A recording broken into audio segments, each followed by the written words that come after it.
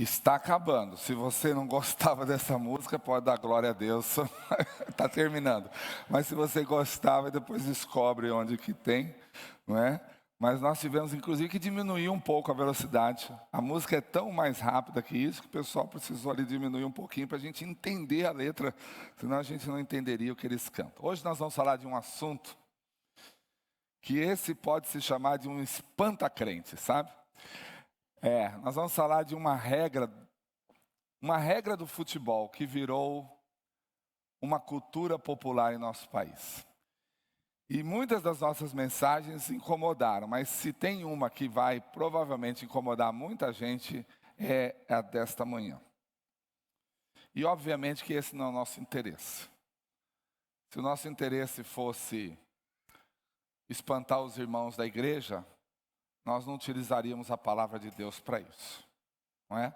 O que nós queremos é que todas essas mensagens, e principalmente a de hoje, sejam um alerta para você, para mim, para todos nós, porque ainda somos imperfeitos e precisamos da palavra de Deus.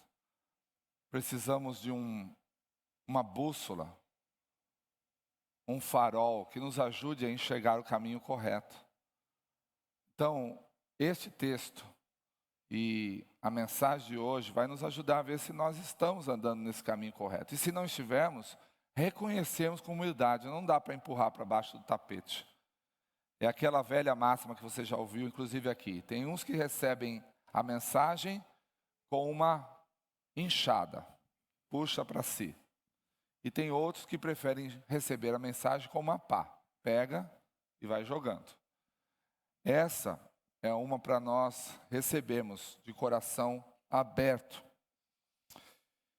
e ver se tem alguma coisa que precisa ser corrigido, não é? Então vamos lá.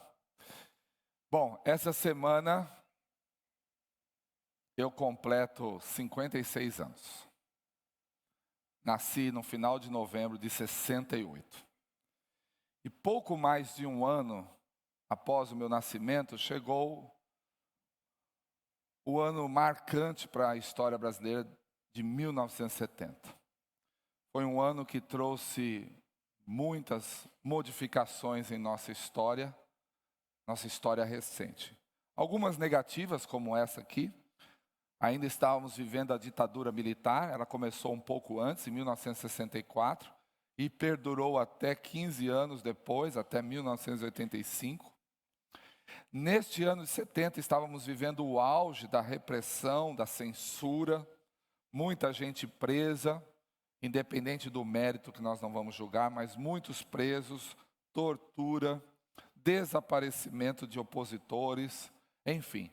Foram anos que a gente, nesse caso e por esses motivos, não queremos lembrar tanto. Mas também teve boas notícias. 1970 foi considerado o ano do milagre econômico. A maioria que está aqui viveu esse momento, né? Temos alguns jovens que nasceram a partir de 70, mas muitos aqui viveram esse momento. O Brasil, naquele ano, experimentou um período de crescimento econômico acelerado. Foram feitos grandes investimentos na infraestrutura. Por exemplo, foi a partir dali que construíram a Transamazônica, a usina binacional de Itaipu, não é? Também houve um período de desenvolvimento urbano muito intenso. A urbanização, as pessoas deixaram o campo. Quantos aqui, seus pais como os meus, saíram do campo e vieram para as cidades? Mas houve algo também que aconteceu nesse ano que certamente você vai lembrar. E com saudade. Foi quando a gente se tornou, pode passar, campeão do mundo. 90 milhões em ação. Pra frente, Brasil, do meu coração. Não é? Que saudade, fala a verdade. Aquilo era uma seleção, não é? Gerson, Rivelino, Pelé, Tostão, Jairzinho trouxeram o tricampeonato mundial para o nosso país. Só que 6 anos depois, um desses jogadores, aí está ele, conhecido como Canhotinha ou Canhotinha de Ouro. Ele tinha sido um dos melhores jogadores da Copa. Calma, vamos devagar, senão você vai mais rápido que eu. Tudo bem.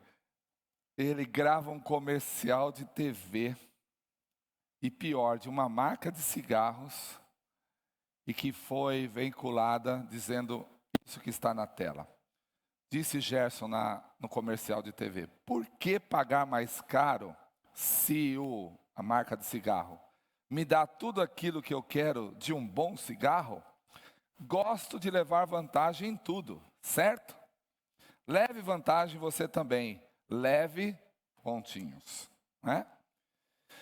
O que os marqueteiros da época entenderam e utilizaram esse jogador para vender, e vendeu muito esse cigarro naquele momento? Foi porque no futebol existe uma regra, que é a regra da vantagem. Para você que não gosta e não assiste futebol, no futebol, quando o seu time está de posse da bola e você sofre uma falta, o árbitro tem o direito de não apitar aquela falta se você pode permanecer com a bola e aquela jogada até terminar com um gol da sua equipe. Então, o árbitro estende os braços assim, dizendo: segue o jogo, não é? É a famosa lei da vantagem. Porque assim ele não vai beneficiar o infrator, alguém que quis fazer uma falta para interromper a jogada. Então, se eu tomei uma falta, mas eu continuo de pé, ou um jogador do meu time continua com a bola e a gente tem uma chance de fazer um gol, o árbitro permite que o jogo continue. Isso é chamado então de lei da vantagem. Pois os marqueteiros pegaram um jogador de futebol, famoso na época, tricampeão mundial, e colocaram ele com essa marca de cigarro para dizer: porque eu quero levar vantagem, não é? Usou aí essa analogia do esporte. A propaganda foi um grande sucesso e a marca se tornou campeã de vendas. No entanto, e lamentavelmente, aquela frase ficou associada a um jeitinho brasileiro e trouxe um significado muito negativo. Estigmatizou mesmo, não é? Até que mais ou menos nos anos 80, bem no meio dos anos de 1980, um jornalista chamado Maurício Dias foi quem citou essa expressão, a lei de Gerson. Até aquele momento, nos últimos 4 anos, ninguém falava sobre isso, mas nesse momento, esse jornalista citou a lei de Gerson. Pode passar. E nós poderíamos definir a lei de Gerson com essa simples frase: obter vantagens de forma indiscriminada, sem se importar com questões éticas ou morais. A lei de Gerson acabou pegando e hoje, infelizmente, ela representa uma característica da nossa cultura nacional que pode ser compreendida ou interpretada por uma perda de parte do caráter da nossa população. Está associada à corrupção, ao desrespeito às regras de convívio, sempre com o interesse de obter vantagens. A agência de publicidade, quando percebeu isso, até tentou reverter. Criou uma outra propaganda que dizia: levar vantagem não é passar ninguém para trás, é chegar na frente. Mas essa aí não decolou, não é? E o que ficou foi realmente a repercussão negativa. Dizem até que o próprio Gerson se arrependeu de ter feito aquele comercial. Mas o fato é que nós, a nossa geração e as próximas, herdamos essa lei, herdamos essa cultura, e ela pode ser observada hoje em nossos dias de diversas situações, onde pessoas buscam levar vantagem sem se preocupar com aquilo que é ético. Meus irmãos, acredite, nós brasileiros, sem exagero, abusamos muito dessa cultura do levar vantagem. Eu tive a oportunidade de muitas vezes sair do país e conhecer outras culturas, como agora estive na Coreia. E lá os coreanos dizem que a sua cultura é coletiva. Eles não pensam em si em primeiro lugar. Eles pensam num todo. É uma cultura do todo. Em outros lugares do mundo não é muito diferente. Nós conhecemos bem o país que nós vivemos. E há uma lista enorme de exemplos de como as pessoas levam vantagem. E eu trouxe ela aqui. Agora eu pergunto, vocês querem dar uma olhadinha? Ah, vai que não, né, pastor? Vai que me identifique com alguma delas. Então eu sinto muito, mas eu vou mostrar. Então vamos conhecer algumas formas que as pessoas utilizam da lei de Gerson para levar vantagem, não é, no seu modo de viver. Primeiro, furar a fila, não é? Esteja você de carro ou mesmo a pé, furar a fila parece que é algo já parte da paisagem em nosso país, né? Já nem mais se reclama sobre isso. Sonegação de impostos, não é? Ambos sonegam impostos, aqueles que compram, que não prestam a declaração de direito, e aqueles que vendem, que muitas vezes não fornecem a nota fiscal, porque sabe que vai ter que pagar mais imposto. Corrupção ativa e passiva. Pastor, qual é a diferença? Corrupção ativa é quando você corrompe algum funcionário público, oferecendo a ele alguma vantagem ou algum suborno em troca de um favor. E corrupção passiva é quando o funcionário público aceita ou até pede alguma coisa, alguma vantagem, se ele te beneficiar. 4, plágio acadêmico. Olha só, copiar trabalho dos colegas da escola, da faculdade, copiar trabalhos da internet. Agora ficou mais fácil, tem até inteligência artificial, não é? Coloque um texto para mim sobre determinado assunto e sai pronto. E agora não ria, é para chorar. Pastores estão pregando mensagens feitas pela inteligência artificial, viu? Durma com essa, mas durma de olho aberto. Porque nessa igreja nós não toleramos isso.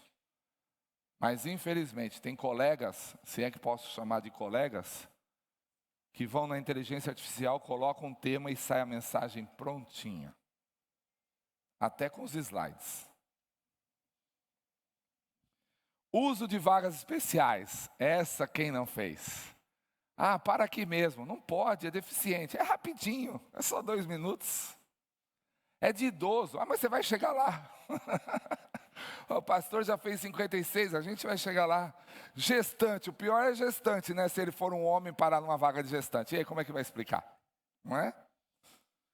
Pirataria. Filmes já nem mais, né? Porque não tem mais loja de CD, de DVD, não é? Agora é tudo streaming. Mas roupa tem muita pirataria, hein? Aqui embaixo tem tudo quanto é marca importante ali. R$10, R$20, não é? Ah, eu não consigo comprar aquela marca original. Então pega uma daquela ali no shoppingzinho ali mesmo, então serve. Programa de computador, não é? Eu me lembro quando eu jogava aqui na cidade de Santo André, e no meu time tinha um técnico de informática, ele era muito bom. E aí ele então um dia me trouxe um CD, pastor Samuel, e o CD tinha todos os programas inimagináveis daquela época, estavam naquele CD. E ele me entregou e falou, pode copiar à vontade, né? Põe no seu computador e baixa tudo que você quiser e não paga nada, é tudo de graça. Obviamente que eu não baixei aquilo, é um absurdo. Fraude, aliás, esse e muitos outros da lista é crime, sabia? É crime, não é? É crime e alimenta o tráfico de drogas e outros grupos criminosos. 7, fraude em provas ou concursos. Colar, quem já colou na prova? Não precisa levantar a mão, não levanta a mão. Essa eu também me lembro, 98, eu estava fazendo pós-graduação numa universidade federal. Puxa, para você entrar numa universidade federal, e eu desse tamanho, gosto sempre de sentar lá no fundo. Aqui na igreja também, já falei várias vezes que eu sentava lá em cima, onde vocês estão aí. Assim eu não incomodo ninguém, então eu gostava de sentar lá no fundo. Aí estou lá no fundo, um dia de prova. Eu estudei, fui fazer a prova tranquilo. Agora eu vou falar uma coisa. Professores, tem muito professor inocente, né? Vou falar a verdade. Os professores são muito inocentes, né? Eles dão prova e quase que estimulam os alunos a colar. Precisa criar uns métodos mais eficientes, né? Faz umas provas diferentes, algumas coisas assim que eu usava como técnica, né? Mas olha só. Eu sentei lá na última cadeira, estou lá fazendo a minha prova tranquila, de repente a mocinha do lado começa, A3, A 3. E eu olhei na minha prova, a 3 estava respondida, né? Porque eu sabia. E eu falei, não acredito que ela vai mandar eu colar. Eu olhei para ela assim, ela, a 3, a 3. E eu só olhava para a cidadã e falava assim, meu Deus, o que eu vou falar? Que eu não sei, é mentira, né? Eu vou cobrir um pecado com outro. Aí eu olhava para ela e não respondia. Ela, a 3, a 3. Acho que ela pensou que ou eu era surdo ou eu era maluco, né? De repente cai um negócio pesado no chão que eu não me lembro e faz aquele barulho e todo mundo olha para trás. Eu falei, ai meu Deus do céu, agora a professora vai vir aqui, essa Jezabel vai me entregar. Mas eu não passei cola. E não pense você que colar é pecado, passar cola não é. É também, viu? Corrupção ativa e corrupção passiva. 8, desrespeito às regras de trânsito. Essa é clássica, né? Passa o sinal vermelho. Eu gostava de morar em Campinas, por um fator, na região de Campinas. Porque às 7 da noite, eu até acho cedo, às 7 da noite, todos os semáforos que têm radar, eles desligam. Porque eles sabem que não podem controlar a criminalidade, então pelo menos eles não vão multar as pessoas, né? Acho que o nosso prefeito podia imitar, liberar, porque você ficar parado ali num farol que tem câmera e não poder passar, correndo o risco de ser assaltado às 11 da noite voltando da igreja, ninguém merece, não é? Mas infelizmente é a regra. 9, uso indevido de benefícios sociais. Pessoas que se inscrevem em programas de assistência social sem precisar da cesta básica, mas ela vai lá pegar, afinal de contas o governo é rico, né? Ele está dando, pega uma cesta básica e a gente usa. 10, essa também é clássica, uso de atestados médicos falsos, não é? E o médico também, outro corrupto, né? Porque corrupção passiva e ativa. Quantos dias você quer? Ele pergunta para você, né? Como se eu tivesse o direito de dizer quantos dias aquela doença me merece que eu fique em casa, não é? Ai, essa semana eu estou muito cansado para trabalhar. Acho que eu vou no médico e pegar um atestado de uma semana. 11, uso indevido de benefícios corporativos. Você que tem uma boa posição na sua empresa, pega o cartão, gasta, passa 50 no cartão, mas custou só R$ 20 o seu almoço, aquelas coisas todas, né? 12, plágio em trabalhos profissionais. Vamos fazer a parte da vítima. Você já teve algum trabalho seu plagiado pelos seus colegas, né? Projetos, relatórios, né? Você escreve alguma coisa e o cidadão apresenta na reunião e ganha os méritos, né? Já aconteceu. 13, uso de documentos falsos. Utilizar diplomas ou certificados para obter empregos ou vantagens. 14, essa também é clássica. Fraude em assistência médica. Pega essa identidade aqui, pega essa carteirinha, passa no médico. A assistência médica nem vai saber que era você, não tem a foto mesmo. 15, benefícios de aposentadoria. Manipulam informações para obter aposentadorias antecipadas ou maiores. E para parar por aqui, meus irmãos, senão a gente passa o dia inteiro. 16, fraude em financiamento estudantil. Fornecer dados falsos para obter bolsa de estudo ou conseguir entrar no tal das cotas, né? Hoje tem as cotas. E aí? Se identificou com alguma? É a nossa cultura, não é? Parece que está enraizado dentro de nós. E a gente precisa ficar lutando contra isso todo dia, porque tudo nos impele para fazer alguma dessas coisas no nosso dia a dia. E qual é a origem de tudo isso? Será que a origem disso é um comercial de TV de uma marca de cigarro? De um jogador famoso de futebol? Não. A origem não vem dos anos 70, os anos 80, ela vem muito antes disso.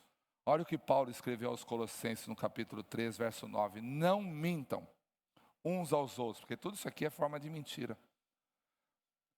Por trás de todas essas formas que eu mostrei agora, tem um aspecto, é mentira. E nós sabemos quem é o pai da mentira. Colossenses 3,9, não mintam uns aos outros, visto que vocês já se despiram do velho homem e da velha mulher com suas práticas. Paulo estava dizendo há 2000 anos atrás aos Colossenses que a gente não deve mentir, porque isso faz parte da nossa velha natureza. Aquela natureza que Jesus cravou na cruz do Calvário, era ela a responsável por agirmos assim. E nós precisamos abandonar isso.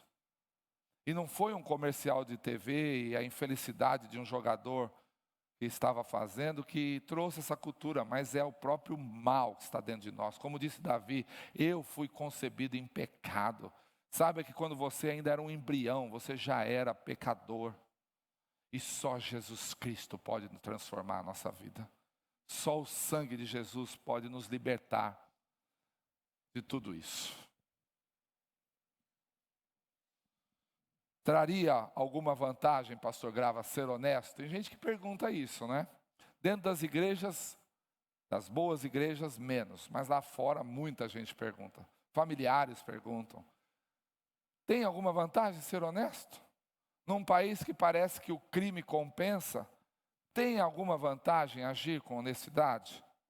Se a cultura popular quer ensinar que há benefícios em viver de maneira desonesta, então onde estaria a vantagem de ser honesto? Só a palavra de Deus pode revelar isso. E é a palavra de Deus que nós vamos ver agora.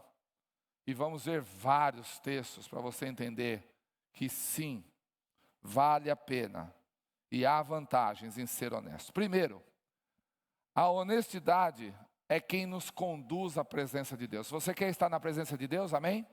Então seja honesto. Salmos 15, versos 1 e 2. Senhor, disse o salmista, quem habitará no teu santuário? Quem poderá morar no teu santo nome? Aquele que é íntegro em sua conduta e pratica o que é justo, que de coração fala a verdade, são esses que vão habitar na presença do Senhor.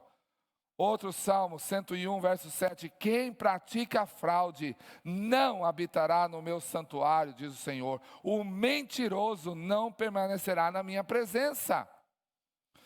E o próprio Senhor Jesus, no Sermão da Montanha, disse, Mateus 5:8, bem-aventurados os puros, em algumas traduções, os limpos de coração, pois eles verão a Deus. Amém, meus irmãos? Os limpos de coração, eu e você, quando lutarmos contra esse pecado da desonestidade, da vantagem, é que nós um dia poderemos ver a face do Senhor.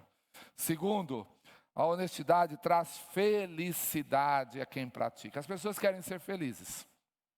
E elas acham que, sendo desonestas, vão ganhar alguma vantagem. E, de fato, imediatamente ganham. Mas mal sabem as inocentes que, a longo prazo, só vem desgraça sobre a sua vida. É a honestidade, preste atenção. Principalmente os muitos jovens que acordam cedo para vir na igreja e honram a Deus com isso.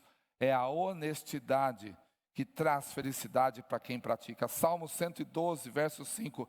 Feliz é o homem que empresta com generosidade e que com honestidade conduz os seus negócios. Este é verdadeiramente feliz. E Pedro escreve na sua primeira carta, pois quem quiser amar a vida e ver dias felizes, guarde a sua língua do mal e os seus lábios da falsidade. Terceiro, a honestidade produz bom testemunho perante os incrédulos. Sabia disso? Mesmo aqueles seus amigos, familiares, que fazem tudo errado, e às vezes até te incentiva, você é muito crentinho, por que você não faz isso na escola, no trabalho, não é? Te seduzindo, eles também reconhecem a honestidade. Provérbios 16, 13, Salomão diz, o rei, e esse não é o rei dos reis não, é um rei com letra minúscula, dá para ver aí. O rei, ou seja, até a autoridade máxima, se agrada dos lábios honestos e dá valor ao homem que fala a verdade. Quando eu trabalhava no esporte aqui em São Bernardo, eu tinha uma colega treinadora e nós trabalhávamos juntos. Ela era treinadora e eu era o preparador físico. Quando ela descobriu que eu era crente, ela sabia que por ser preparador físico eu tinha mais proximidade com os atletas. O treinador dá bronca e o preparador físico, né, encoraja. Então, quando ela queria descobrir alguma coisa dos atletas, ela chegava para mim e falava assim: Marcão, eu sei que você fala a verdade, conta para mim. Espertinha, né? Marcão, eu sei que você fala a verdade, conta para mim. Aí eu falava a verdade, mas não contava tudo que ela queria saber, não é? Porque as pessoas reconhecem que você é um homem e uma mulher de Deus. E eles sabem que podem confiar em você. 2 Coríntios, Paulo diz: pois estamos tendo cuidado de fazer o que é correto, não apenas aos olhos do Senhor, mas também aos olhos dos homens, viu? Não adianta ser bom apenas perante o Senhor, precisa ser bom também perante as pessoas que estão nos olhando. Quarto, a honestidade é uma fonte que jorra amor. 1 Coríntios, Paulo diz: o amor não se alegra com a injustiça, mas se alegra com a verdade. Onde há verdade, jorra o amor. Quinto, a honestidade traz paz à consciência. A gente vive dizendo que quer ter paz de consciência, não é? Então seja honesto. Hebreus 13:18, o autor diz: orem por nós, estamos certos de que temos consciência limpa e desejamos viver de maneira honrosa em tudo. E Pedro, na sua primeira carta, diz: vivam entre os pagãos, aqueles que estão lá fora, sua família e seus amigos, de maneira exemplar, para que, naquilo em que eles os acusam de praticarem o mal, observem as boas obras que vocês praticam e glorifiquem a Deus no dia da sua intervenção. Sabia que os ímpios um dia vão dar glória a Deus? Sim, todo lábio irá confessar que Jesus Cristo é o Senhor, inclusive os ímpios. E eles vão se lembrar do seu testemunho naquele dia, se você for honesto diante deles. Sexto, a honestidade alegra o coração de Deus. Provérbios 12, Salomão diz no verso 22, o Senhor odeia os lábios mentirosos, mas se deleita, olha só, ele se alegra, ele se encanta com aqueles que falam a verdade. Sétimo, a honestidade nos afasta do mal. Você quer viver longe do mal? Seja honesto. Provérbios 19, Salomão diz, verso 1, melhor é o pobre que vive com integridade do que o tolo que fala perversamente. Oitavo, a honestidade nos torna pessoas confiáveis. 2 Reis, capítulo 12, verso 15. Foi um momento da história de Israel que o templo precisava ser restaurado. Olha que interessante, presta atenção. Eu vou usar essa mesma passagem aqui daqui a algum tempo para falar de dízimos. O templo estava precisando de uma manutenção, viu? Templos precisam de manutenção. Você que dizima na igreja, muito obrigado.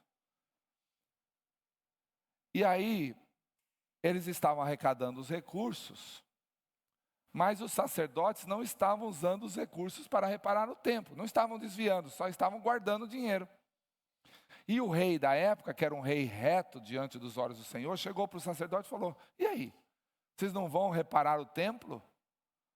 E então esses sacerdotes chamaram homens honestos e colocaram esse recurso nas mãos dessas pessoas. E esses homens contrataram, como se fossem empreiteiros, contrataram funcionários para reparar o templo. Compraram madeira, compraram outros bens.